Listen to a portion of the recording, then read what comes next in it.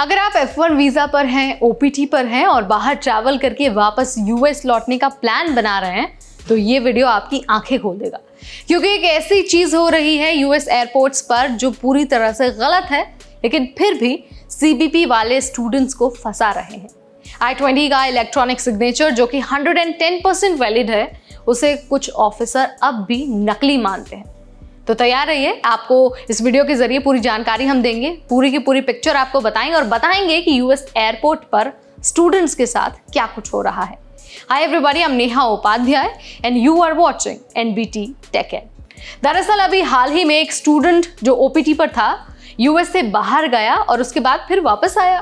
उसके बाद सब कुछ था, वीज़ा उसका वैलिड था, I-20 भी वैलिड था, DSO ने साइन किया था, इलेक्ट्रॉनिक ट्रैवल सिग्नेचर भी वैलिड था।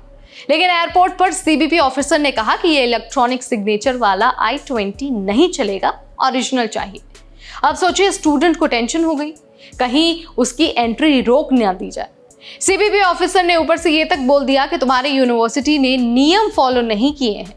असली बात यह है कि गलती उस ऑफिसर की थी, स्टूडेंट की गलती नहीं थी। अब जरा नियम सुन लीजिए कि नियम क्या कहता है। तो देखिए, 2021 से डिपार्टमेंट ऑफ होमलैंड सिक्योरिटी यानी कि DHS ने यह साफ साफ कह दिया है कि I-20 को इलेक्ट्रॉनिकली साइन किया जा सकता है। PDF फॉर्म, डिजिटल सिग्नेचर, ये सब परमानेंट रूल हैं, सिर्फ कोविड टाइम तक लिमिटेड नहीं थे। मतलब DSO PDF में साइन करके भेज सकते हैं।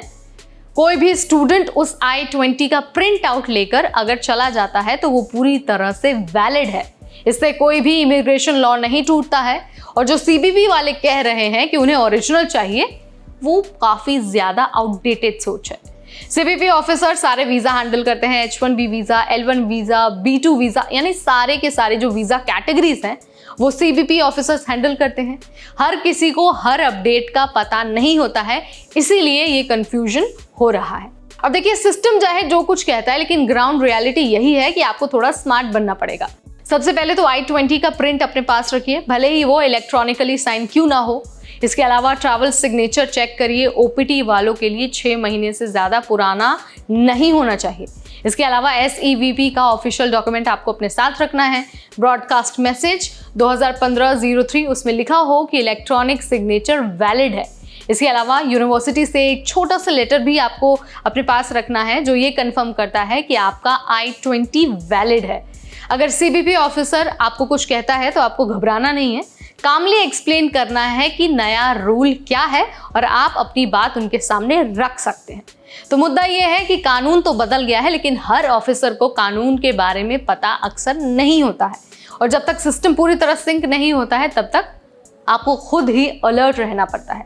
मतलब डॉक्यूमेंट्स आपको सारे अपने रेडी रखने हैं, बैकअप प्रूफ को हमेशा आपको ध्यान में रखना है और सबसे ज़रूरी बात है, आपको खुद पर कॉन्फिडेंस होना चाहिए, क्योंकि आप कुछ गलत नहीं कर रहे, कुछ भी इनवैलिड नहीं कर रहे हैं। हर साल हज़ारों इंटरनेशनल स्टूडेंट्स इसी चक्कर में बिना वजह डर जाते हैं, लेकिन अब जिस तरह से इमिग्रेशन क्रैकडाउन चल रहा है, ऐसे में आपका कॉन्फिडेंट होना बहुत ज़रूरी है। तो आपको ये तो समझ में आ गया होगा कि एयरपोर्ट पर जो इंटरनेशनल स्टूडेंट्स हैं उनके साथ किस तरह की चीज़ें हो रही हैं और आपको खुद को कैसे अपडेटेड रखना है, मैंने आपको ये भी बता दिया है। वीडियो अगर आपको इन्फॉर्मेटिव लगा है, जानकारी में आपके इजाफा हुआ है, तो इसे लाइक और शेयर करना बिल्कुल ना भूलें। ऐसे अपडेट्स के लिए stay tune to NBT Tech Ed।